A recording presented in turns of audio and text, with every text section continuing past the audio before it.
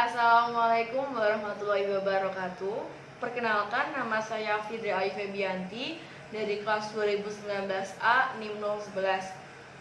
Di sini saya akan membuat video mengajar dari tugas ulangan akhir semester dari mata kuliah Keterampilan Mengajar dan Pembelajaran Mikro. Untuk video mengajar ini saya mengambil kompetensi inti yaitu KI 3, di mana KI 3 berisi memahami, menerapkan, menganalisis pengetahuan faktual, konseptual, prosedural berdasarkan rasa ingin tahunya tentang ilmu pengetahuan, teknologi, seni, budaya, dan humaniora dengan wawasan kebangsaan, kenegaraan, dan peradaban terkait penyebab fenomena dan kejadian, serta menerapkan pengetahuan prosedural pada bidang kajian yang spesifik sesuai dengan bakat dan minat untuk memecahkan masalah. Sedangkan kompetensi inti 4 tentang mengolah, menalar, dan menyajikan dalam ranah konkret dan ranah abstrak terkait dengan pengembangan dari yang dipelajarinya di sekolah secara mandiri dan mampu menggunakan metode sesuai dengan kaidah keilmuan. Dengan kompetensi dasar 3.5 yaitu menganalisis berbagai teori tentang proses masuknya agama Hindu-Buddha ke Indonesia. Dan indikator yang ingin dicapai pada pengajaran pada kali ini adalah 351, menjelaskan tentang teori masuknya agama Hindu-Buddha ke Indonesia. 3.5.2, mengidentifikasikan teori masuknya agama Hindu-Buddha ke Indonesia. 3.5.3, menganalisis teori masuknya agama Hindu-Buddha ke Indonesia. Pada video pembelajaran kali ini terdapat 3 poin, yaitu poin pembukaan, isi, dan juga penutup. Di mana pembukaan kita memulai dari berdoa, kemudian mengabsen, menanyakan kabar, dan juga kita memberikan stimulus untuk memberikan semangat. Kemudian kita juga memberikan variasi dalam metode pembelajaran, mulai dari media pembelajaran, kemudian stimulus penghargaan, kemudian intonasi yang berbeda dengan penekanan nada dan suara untuk penjelasan materi yang disampaikan, dan penutup memberikan kesimpulan akhir dari apa yang dipelajari pada saat pertemuan tersebut. Terima kasih. Langsung saja ke video pengajaran. Assalamualaikum. Waalaikumsalam.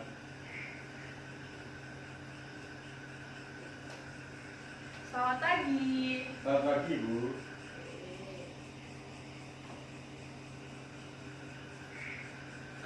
Sebelum itu, kalau untuk memulai pembelajaran sejarah pada pagi hari ini, tolong untuk ketua kelas memimpin doa terlebih dahulu ya. Di tempat duduk siap. Berdoa mulai. Berdoa selesai. Beri salam. Assalamualaikum warahmatullahi wabarakatuh. Waalaikumsalam warahmatullahi wabarakatuh. Gimana kabarnya hari ini, sehat semua? Sehat, Ibu. Alhamdulillah kalau sehat. Jangan lupa jaga kesehatan, karena kan juga kita masih pandemi. Jadi tetap dijaga kesehatannya. Ya, Ibu. Oke. Kabarnya baik semua nih berarti. Alhamdulillah, Ibu sehat. Ya. Baik. Ibu absen dulu ya. Ya, Ibu. Yang pertama, Reza ada. Hadir, Bu. Oke. Ahmad, Hadir, Ibu. Ita. Mohon maaf, Ibu, Ita izin hari ini ada acara keluarga. Oke, Ita izin dari keluarga. Dari kapan Ita izin? Dari kemarin, Ibu. Terus Ahmadin ada. Ahmadin ada, Ibu. Oke. Maksud semua sehat semua ya. Ya, Ibu. Gimana nih? Teman-teman masih lemes gak, atau masih ngantuk, atau kayak males, kayak bukan apa sih sejarah jam pertama, ada yang kayak gitu nggak? Ada, Ibu. Kenapa alasannya? Ayo. Mungkin kira-kira harus pagi ngantuk, Ibu. Oke, pagi ngantuk. Emang kalian udah jam berapa semalam? Tidurnya agak malam, soalnya ada yang bantu temennya kerja. Oh, bagus ya kerja. Semangat ya untuk kerja. Jangan lupa tetap dibagi waktunya antara kerja sama belajar. Siap Bu. Oke. Kelihatannya masih lemes-lemes banget nih. Sebelum kita mulai pembelajaran sejarah pada pagi hari ini, Ibu ada mini game sedikit nih. Kalau semisal Ibu bilang 1, kalian namanya 1 kali. Kalau bilang 2 kali. 3 kali. 4 unlimited. Oke? Ya Bu. Oke, yang pertama 1 3. Oke, 2. Oke, masih nyambung ya konsentrasinya. Lebih cepat lagi. 4. Stop. 3. 5. Aduh, Reza salah. Kan tadi 5 nggak ada. Oke, sedikit pemanasan ya. Jadi, sesuai dengan pertemuan minggu kemarin yang udah Ibu sampaikan ke teman-teman, bahwa minggu ini kita akan membahas tentang teori-teori proses masuknya agama Hindu Buddha beserta dampaknya ke Indonesia. Oke, apa sih tujuan dari kita untuk mempelajari dari adanya teori masuknya agama Hindu Buddha? Oke, yang pastinya kita akan tahu bagaimana sih kehidupan masyarakat Indonesia atau Nusantara sebelumnya, yang mana kan dulunya masyarakat Indonesia atau Nusantara masih berbasis animisme dan kepercayaan pada roh dan tumbuh-tumbuhan atau makhluk hidup. Kemudian yang kedua adalah agar kita itu mengetahui apa aja sih dampak yang diberikan atas masuknya teori-teori tersebut, ya entah itu bisa mengubah kehidupan kita atau mengubah perkembangan peradaban, sosial, dan apapun segalanya yang berhubungan dengan kehidupan manusia itu sendiri. Oke. Sebelumnya teman-teman tahu nggak sih agama Hindu Buddha itu di mana aja penyebarannya yang masih ada saat ini yang paling banyak? Di India Ibu. Oke, di India. Kayak di Indonesia? Di Indonesia di Bali. Oke, bagus. Terus kalian tahu Candi Borobudur? Tahu Ibu. Bagus ya candinya, gede gitu ya, besar, megah gitu ya. Kemudian Prambanan di Jogja ya Jogja, Jawa Tengah gitu kan. Iya. Itu kan juga bangunannya megah, tinggi. Pasti kalian bertanya-tanya sih, maksudnya Prambanan kan gede nih, terus Prambanan tuh kan tapi tinggi. Nah, kok bisa gitu, kayak gimana? Pasti gitu kan kalian teman-teman. Nah, terus lagi nih di Tulungagung kan juga ada tuh kayak Candi Sangraha, Candi Gayatri, kemudian Candi Dadi. Juga merupakan salah satu dampak yang dapat kita jumpai saat ini atas adanya Hindu Buddha ke Indonesia. Oke. Terus pasti tahu kan kayak kalian hari rayanya umat Hindu, umat Buddha, kemudian cara mereka bersembah, sembahyang. Terus apa lagi ya? Ada tahu nggak terkait Hindu Buddha itu kayak gimana? Tentang dewa-dewanya.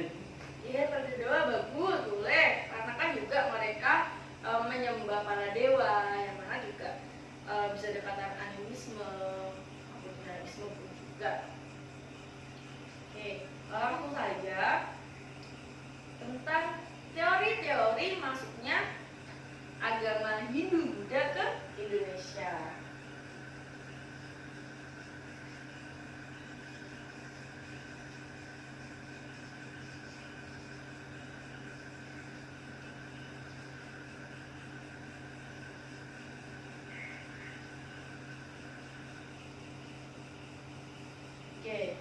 kalian bisa buka buku LKS-nya atau buku paket.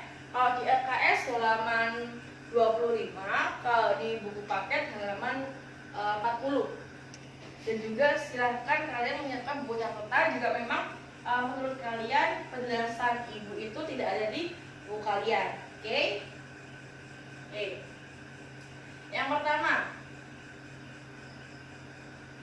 sumber sejarah di Indonesia atau sumber sejarah dari adanya teori Hindu-Buddha atau masuknya Hindu-Buddha ke Indonesia.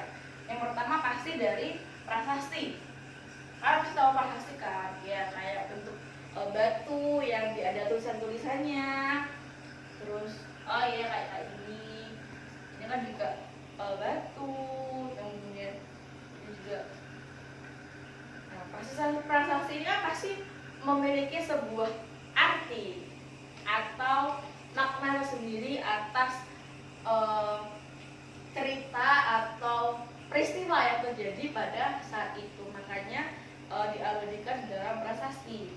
Kemudian adanya kronik Cina dari dinasti Liang, dinasti Tang, dinasti Sung, dinasti Yuan, dan dinasti Ming. Yang ketiga ada catatan perjalanan Itsing dan juga Marco Polo.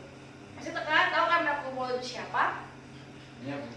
Ya, ada yang mau menjelaskan nggak Marco Polo itu kayak gimana? Secara singkat dan yang kalian tahu. Marco Polo itu adalah pengelana dari Eropa yang berkeliling dunia untuk mencari bahan-bahan terbaik rempah-rempah tertentu. Makanya dengan adanya catatan Marco Polo tadi, banyak negara-negara Eropa, negara-negara Asia lainnya yang ingin mencari kebutuhan rempah-rempah yang akan diperdagangkan di pasar Eropa maupun pasar dunia. Karena apa? Rempah-rempah pada saat itu sangat berharga banget.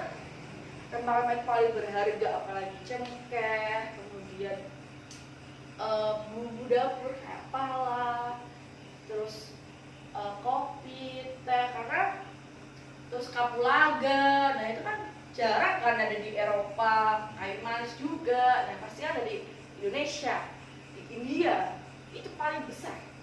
Ketika mereka di India itu diblokade jalur perdagangannya, makanya Marco Polo ini tuh kayak tertantang nih, aku harus dapat tempat lain selain di India untuk mendapatkan rempah-rempah. Agar apa?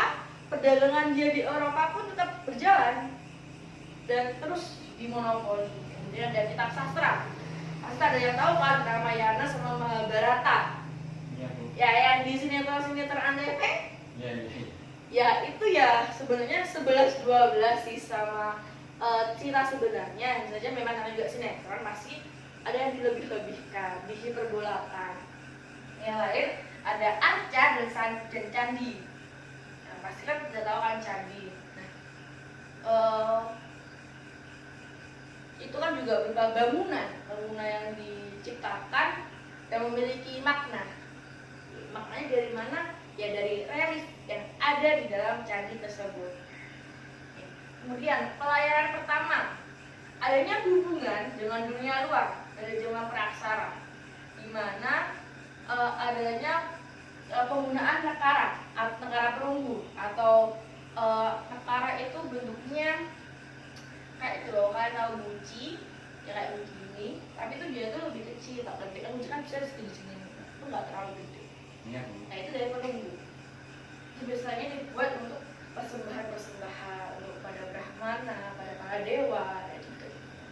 Kemudian adanya hubungan dagang. Nah makanya kenapa kok teori Hindu-Buddha ini cepat masuknya? Salah satunya di hubungan dagang. Karena apa? Di India dan di Asia, terutama di Indonesia, nih katanya nih, nah, Indonesia tuh di sini, tempat pusat perdagangan dunia saat itu. Dimana kan di sini, ini kan ada Selat Malaka. Iya. Selat Malaka yang mana dia dari laut Cina ke sini, kemudian dari Asia ke sini.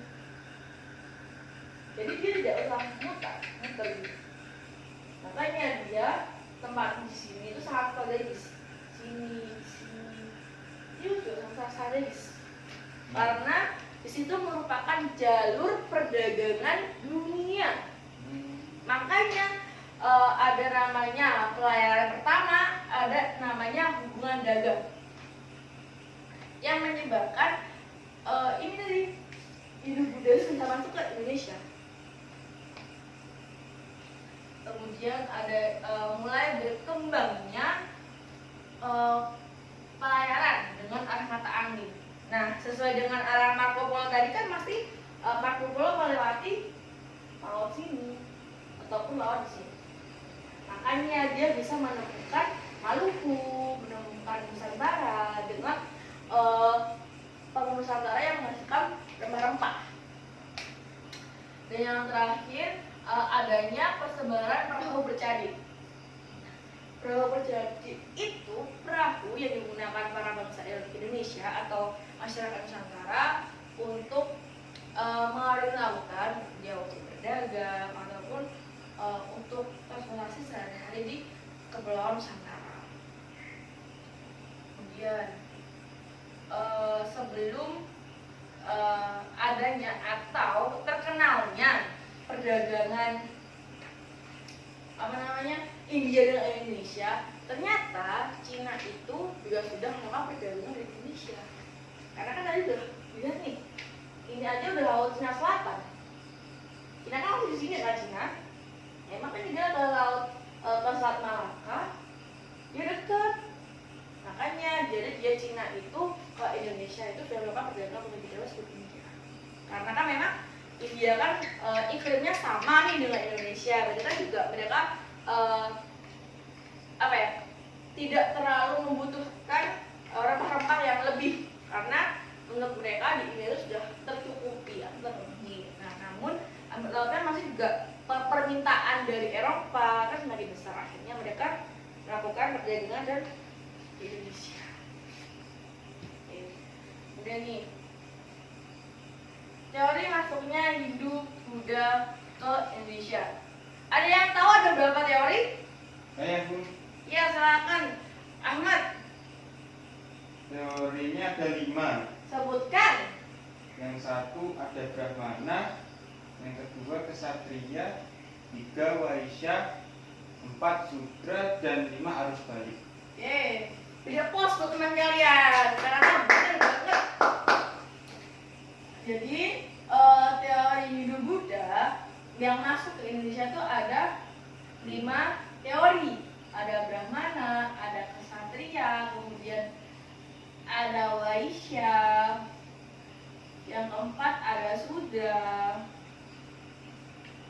yang kelima ada arus balik. Oke, benar banget.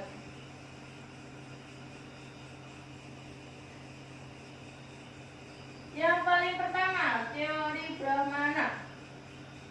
Apa yang teman-teman atau kalian dengar atau kalian pahami ketika mendengar kata-kata Brahmana? Brahmana. Oke, pada saat ini nanti yang menjawab atau bisa menjawab tanya ibu nanti nilai plus. Iya Ibu. Oke, jadi Ahmad dia yang jawab. Iya. Oke, plus. Bagus. Yang lainnya jangan mau kalah. Jangan mau kalah sama Ahmad. Ayo. Jadi apa yang teman-teman dengar ketika teman-teman mendengar kata-kata Brahmana? Kayak apa? Ayo Bu. Ya, silahkan Ahmadin. Brahmana merupakan tokoh-tokoh agama di India pada saat itu. Oke, Brahmana. Benar yang dikatakan oleh Ahmadin berupa tokoh atau ahli agama. Yang mana tokoh atau ahli agama ini itu lebih memahami kitabnya, kitab Veda. Oke, nah sebelum itu, tahu nggak sih siapa pencetus dari teori Brahmana? Ya, gambarnya ada nih. Di buku kayaknya ada. Buka bukunya. Ini saya kasih tukeran ini dari teori Brahmana. Namanya siapa? Ayo angkat tangan. Saya Ibu. Ya silakan Reza. Tokoh itu bernama J.C. Vanler. Oke, bagus. C.C. Vanler.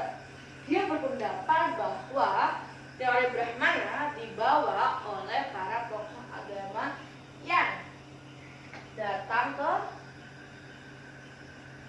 Nusantara. Oke.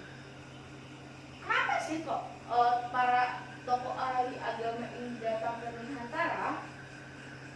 Karena pada saat itu sistem atau kepercayaan masyarakat Nusantara adalah animisme dan dinamisme. Dan juga pada saat itu mereka belum mengenal sistem kerajaan. Makanya kalian pasti tidak asing dengan adanya suku. Suku Jawa, Batak, Bali, Sunda, semua itu suku. Itulah awalnya Nusantara sebelum adanya kerajaan. Di mana para suku-suku itu tadi menempati tempat-tempat tertentu, kemudian kan berkelompok nih, maksudnya suku-suku itu berkelompok lalu membentuk sebuah kelompok kehidupan atau kelompok sosial. Yang mana pastinya ada ketuanya, yaitu kepala suku. Nah, fungsinya Brahmana ini adalah mereka diundang oleh para kepala suku untuk istilahnya kayak mendoakan atau menghadiri upacara kenaikan tahta dari anak keturunan kepala suku yang ingin naik tahta. Oke, bagus. Kemudian teori Brahmana ini pun atau dari tokoh ahli agama, mereka yang paling memahami huruf Pallawa dan bahasa Sanskerta yang dikomunikasikan atau dilakukan sehari di India serta di kitab-kitabnya. Kitab Hindu Buddha kan juga misalnya dari Pallawa bahasa Sanskerta. Nah, buktinya itu di sini. Ada yang tahu ini apa? Prasasti Ibu. Oke, prasasti apa? Kalau boleh tahu yang lebih spesifik lagi. Prasasti Yupa. Oke, Ahmad benar. Yupa. Kenapa sih kok Yupa ini masuk ke dalam bukti adanya teori Brahma atau sampainya tokoh para agama yang dari India jauh sana itu ke Indonesia? Ya kan jauh ya India ke Nusantara. Apalagi saat itu masih mengandalkan perahu bercabik, perahu layar yang hanya dari bantuan air. Itu makanya diabadikan dengan adanya hasil Yupa oleh kaum Brahmana. Karena apa? Di dalam Yupa ini kan tiang-tiang ini nggak tiang-tiang aja nih. Nah, ini tiang bukan sembarang tiang. Meskipun pada dulunya ini memang manfaatnya untuk mengikat sapi-sapi dari Raja Mulawarman. Tetapi di dalam setiap Yupa ini itu terdapat arti atau tulisan yang menceritakan sebuah peristiwa yang begitu amat penting pada saat itu. Karena kan pasti tahu kan teman-teman, saat itu belum ada buku yang seperti kalian ini, ada LKS, ada printnya belum ada nih. Nah, yang paling berubah meskipun pada saat itu mungkin di serat bambu, di daun sudah mulai ada, cuman kan kalau di serat tumbuhan itu kan pasti cepat lapuk ya daripada di batu. Nah, makanya pada zaman dulu itu lebih ke terus ke batu. Nah, ini Yupa atau namanya Muara Kaman. Ada 1 sampai 7 yang ditemukan di kerajaan Kutai. Oke. Yang kedua ada teori. Oke, sebelum ke yang kedua, apa yang ditanyakan tentang teori Brahmana ini? Belum ada Ibu. Belum ada, yakin nih? Iya Ibu. Yakin? Iya. Nggak mau tanya tentang ini. Apa sih isinya Yupa ini kok sampai Yupa ini tuh bukti dari Brahmana selain dari huruf Pallawa Sanskertanya? Mungkin bisa dijelaskan aja, Bu. Oke. Jadi kenapa sih kok sampai dilupain itu? Selain dari bahasa, bentuknya tuh juga ke kaum para Brahmana. Kenapa? Dari Muara rekaman 1 sampai 7 itu merupakan persembahan-persembahan dari Raja Mula Marma ke para dewa Brahmana atau para Brahmana. Yang mana pasti di buku kalian, kalau kalian baca nih, ada bahwa Raja Mula Marman di Muara rekaman kedua atau Yupa yang kedua itu memberikan 20.000 ekor sapi yang dipersembahkan kepada para Brahmana. Berarti kan begitu termasyhur, kaya, bijaksana, terkenal. Sedekahnya juga bukan main-main kan, 20.000, bayangkan pada saat itu. Kemudian selain sapi, Raja Mula Warman itu pun juga memberikan air, keju, minyak wijen itu di Muara Rekaman ke-6. Kemudian ke Muara Rekaman ke-5 ada minyak kental dan juga lampu malai dengan bunga. Bayangkan sekaya apa sih dan sedermawan apa Raja Mula Warman, sampai pada akhirnya para Brahmana ini, yang para Mula Warman ini memberikan persembahan kepada para Brahmana, membuat yupa. Selain untuk tempat mengikat sapinya, juga sebuah peringatan bahwa Raja Mula Warman ini merupakan raja yang paling termasyhur, terkenal. Sedekahnya dengan para Brahmana begitu dahsyatnya hingga dia mampu menaklukkan raja-raja serta dapat menguasainya seperti Raja Yudhistira. Oke? Yang kedua ada teori ksatria. Siapa tokoh ini? Ada yang mau jawab? Saya, Bu. Ya silakan. Namanya adalah Mukherjee. Mukherjee, oke. Ksatria, apa yang kalian dengar tentang ksatria? Mungkin jenderal atau panglima, Ibu. Oke, pasukan perang.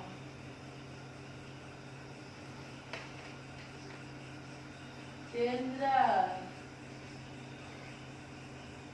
panglima. Oke. Mereka yang datang dari India ke Indonesia. Karena apa? Pada saat itu di India sedang terjadi peperangan antar saudara. Oke.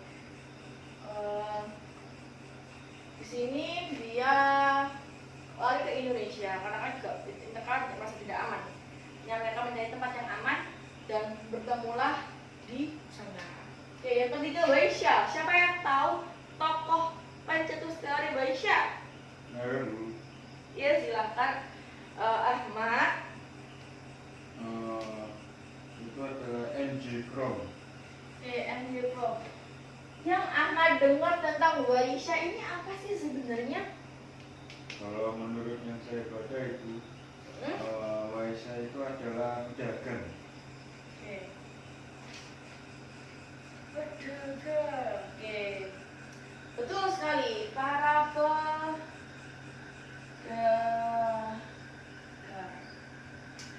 pedagang ini yang sudah Ibu sampaikan di awal tadi, bahwa para pedagang ini melakukan perdagangan di Selat Malaka karena di situ merupakan jalur perdagangan internasional. Yang keempat ada teori Sudra. Teori Sudra ini dari para budak atau buruh atau pekerja kasar.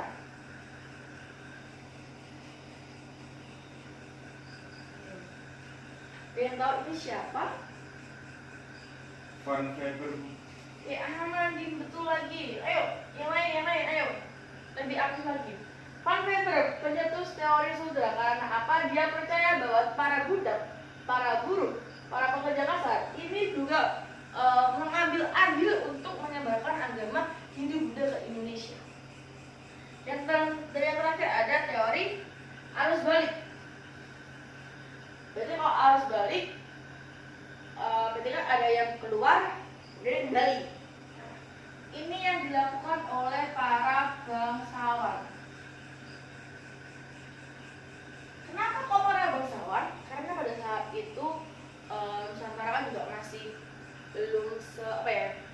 sistem kerajaannya belum ada. Jadi kan tetap para orang-orang yang memiliki uang yang lebih atau pada saat itu kan barter harta yang lebih banyak dapat melakukan apa namanya belajar ke negara India sesuai dengan prasasti ini. Ini merupakan prasasti Nalanda. Apa sih isinya? Ada yang tahu? Belum tahu, Ibu mungkin bisa jelaskan saja. Oke, Nalanda. Kenapa soal Nalanda ini sampai Ibu masukkan ke teori Augsburg? Kenapa? Dalam proses prasasti Nalanda ini diceritakan bahwa Raja Bala Putra Dewa dari dinasti Sailendra itu keluar dari Jawa Tengah karena kekalahannya dia dari Kerajaan Mataram dari dinasti Sanjaya. Nah, Bala Putra Dewa ini akhirnya meminta kepada Raja Nalanda untuk diakui haknya sebagai raja dinasti Sailendra. Dan juga di prasasti ini dijelaskan bahwa Bala Putra Dewa membebaskan pajak dari 5 desa dan membiayai 5 mahasiswa dari Sriwijaya untuk belajar ke Nalanda. Makanya ada namanya teori arus balik. Karena pada masyarakat yang dijajar di Nalanda, mahasiswa dari Sriwijaya keluar ke daerah Nalanda. Kemudian mereka dibiayai oleh Bala Putra Dewa untuk mencari ilmu, memahami terkait apa sih Hindu Buddha, apa sih agama itu seperti apa, sembahyangnya seperti apa, kitabnya seperti apa, dan budaya-budaya seperti apa. Dan ketika mereka sudah memahaminya, mereka akan kembali ke dinasti Sailendra. Oke, itu terkait teori maksudnya Hindu dan Buddha. Nah, sekarang Ibu akan sebelum kita masuk ke tugas, Ibu beri aplaus saja teman-teman sudah menjawab pertanyaan yang diberikan. Karena tadi yang paling banyak menjawab adalah Ahmadi. Nih, Ibu kasih permen. Kasih permen. Nih ya. Terima kasih. Jadi teman-teman, kalau kalian lebih semakin aktif untuk menjawab, maka setiap pertemuan pasti Ibu kasih reward. Nah, itu permen, entah itu traktir kecil-kecilan. Yang penting apa? Kalian semangat. Kalian memahami, dan itu kalian tidak takut untuk bertanya serta mengeluarkan pendapat, karena tidak ada yang salah. Kita semua di sini belajar. Oke. Tugas LKPD atau Lembaga Kerja Peserta Didik 1 dikerjakan secara individu. Oke. Tetap kita membahas atau menganalisis terkait teori maksudnya hidup Buddha ke Indonesia. Yang mana petunjuk ini nanti kalian bisa membaca LKS, buku paket, browsing, karena Ibu membebaskan kalian buka HP untuk hanya mengerjakan LKPD ini. Dan kan semalam juga Ibu udah share PPT-nya nih, PowerPoint ke grup kelas. Nah, itu bisa dimasukkan referensi-referensinya untuk mengerjakan LKPD pertama ini. Jadi nanti kalian bisa mencari yang terbaik versi kalian, menyimpulkan apa yang kalian pahami, apa yang ada pada pikiran kalian terkait ini. Ini yang Ibu jelaskan dari tadi. Kemudian pertanyaannya ya tetap terkait menganalisis dari tokoh maksudnya dulu ke Indonesia. Oke, silakan dikerjakan. Ibu kasih waktu 10 menit ya. Mungkin kalau ada yang ditanyakan, dipersilahkan.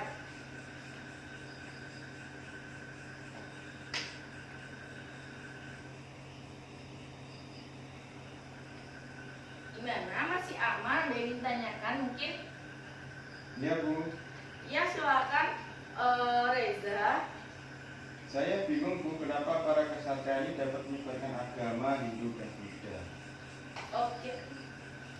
Oke, terima kasih. Pertanyaannya sangat bagus. Kenapa sih kok para kesatria yang mana merupakan pasukan perang, jenderal, panglima, perwira, apalagi di Indonesia yang penting dia merupakan pasukan. Dia itu kan membantu jalannya perang di India, karena pada saat itu India sedang adanya perang saudara tentunya, kan masih ingat kan perang saudara. Lalu karena di India kan terpecah ya antara India Utara dan India Selatan, saling apa namanya ya kan, di utara kemudian di selatan, dan ini saling bertolak belakang. Nah, karena bertolak belakang ini kan pasti ada perpecahan, peperangan. Nah, pasukan yang di selatan ini semakin terdesak, akhirnya dia ke Nusantara. Karena apa? Dia ingin mencari tempat yang lebih aman, dia ingin mencari ketenangan. Nah, ketika para kesatria ini menemukan Nusantara, mereka bertempat tinggal, menetap, dan juga karena mereka masih memiliki semangat untuk berjuang, semangat dan sedikit mengetahui tentang kerajaan India, maka mereka mampu menyebarkan agama Hindu-Buddha ke Indonesia. Meskipun kelemahannya memang kesatria ini belum tentu bisa memahami Pallawa dan Sanskerta. Bisa dipahami? Saya Bu. Ini bagus, alhamdulillah.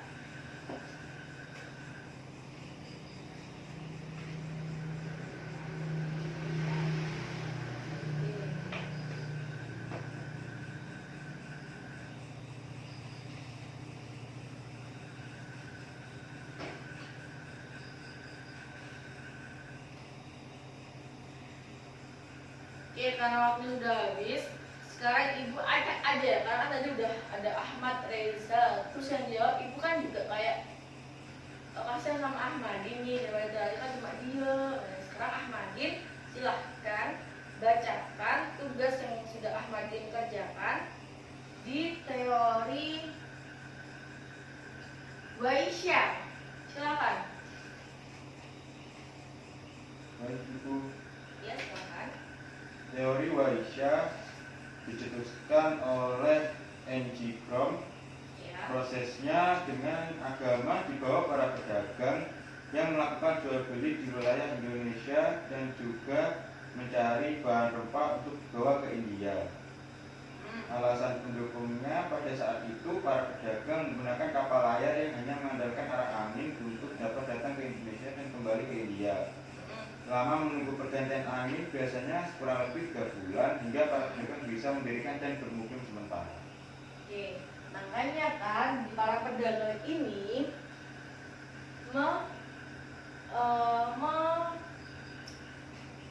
membutuhkan atau mengandalkan arah angin.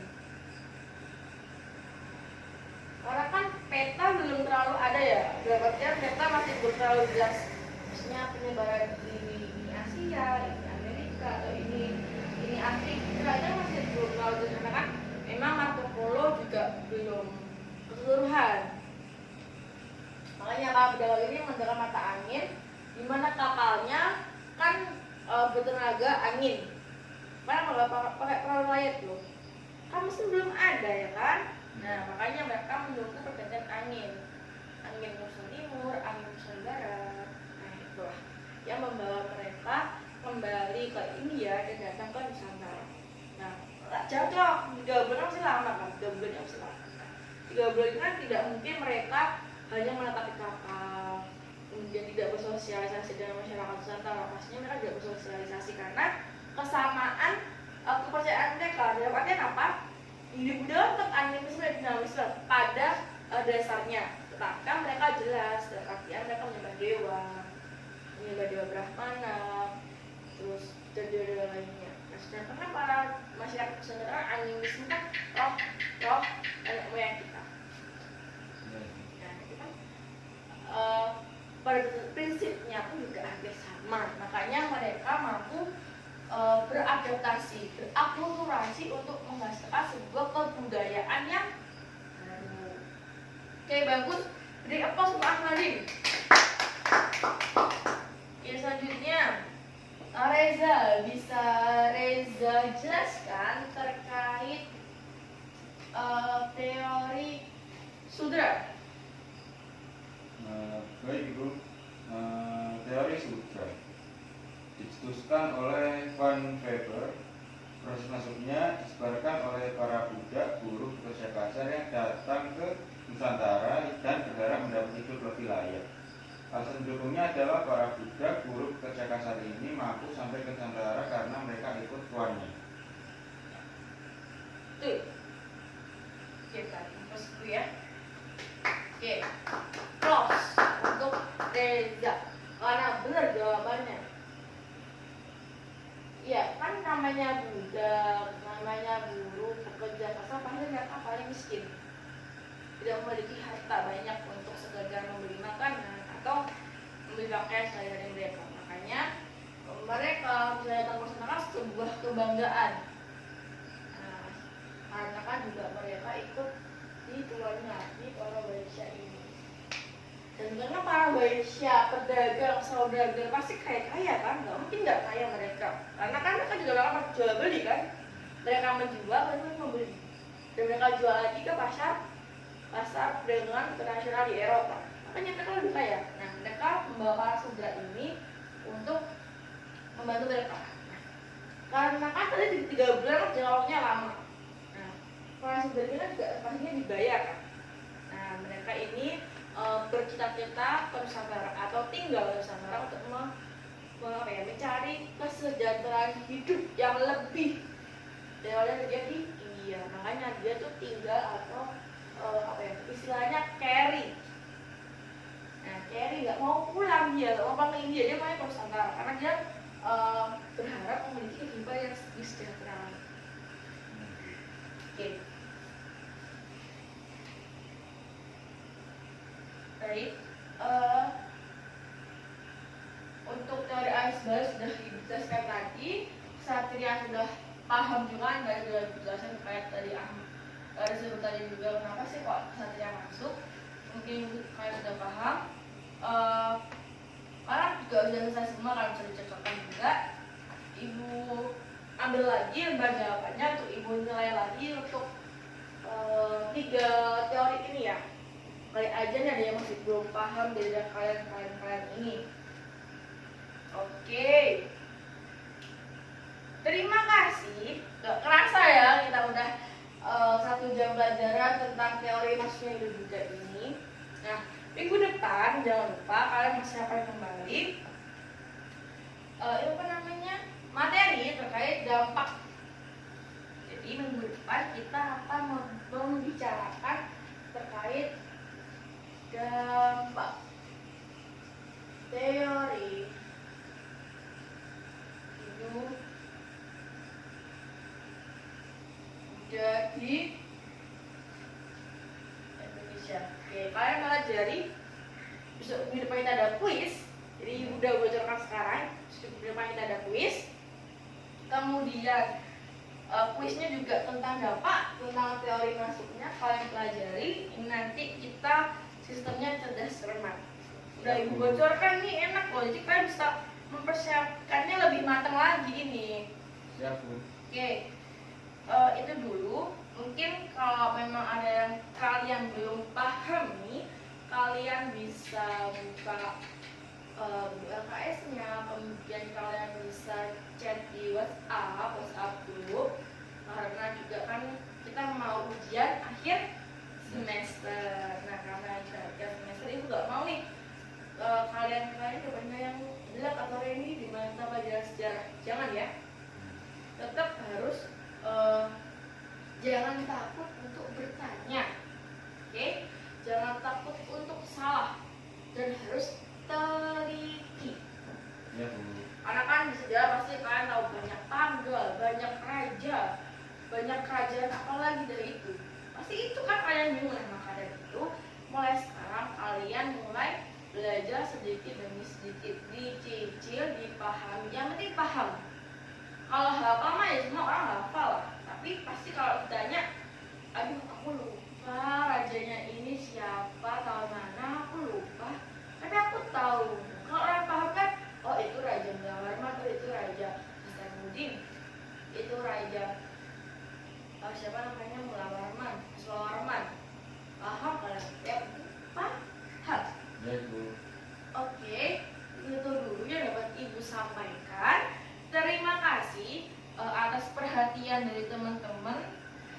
apabila Ibu selama mengajar ada salah atau kurang lebihnya, Ibu mohon maaf. Sekian dari Ibu. Wassalamualaikum warahmatullahi wabarakatuh. Waalaikumsalam warahmatullahi wabarakatuh. Selamat pagi. Selamat pagi Bu, terima kasih. Iya.